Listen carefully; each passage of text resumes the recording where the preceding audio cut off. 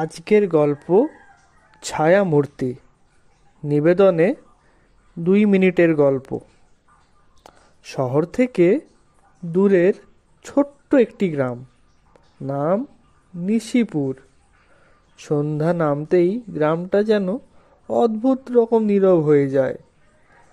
কেউ তেমন বাড়ির বাইরে থাকে না, কারণ গ্রামের এক প্রান্তে থাকা পুরনো বট গাছ একটা ভয়ঙ্কর কাহিনী প্রচলিত আছে। ওই গাছের নিচে রাতে কেউ গেলে আর ফেরে না। রাহুল এসব আজগুবি গল্পে বিশ্বাস করতো না। সে শহর থেকে এসেছিল মামার বাড়িতে ছুটি কাটাতে। এক রাতে কৌতূহলবশত সে একাই বেরিয়ে পড়ল বট গাছের দিকে।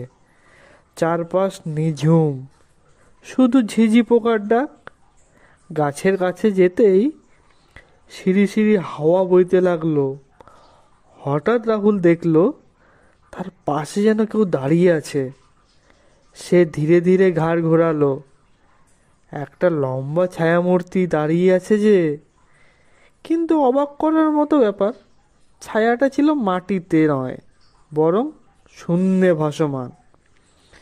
রাহুলের শরীরের সমস্ত রক্ত যেন জমে গেল। সে পা বাড়াতেই দেখল ছায়াটা তার দিকে এগিয়ে আসছে। তারপর পরদিন সকালে গ্রামের লোকজন বটগাছের কাছে রাহুলের চটি আর একটা ছেঁড়া জামা খুঁজে পেল, কিন্তু রাহুলের কোনো খোঁজ পাওয়া গেল না। সে কোথায় গেল কেউ জানে না।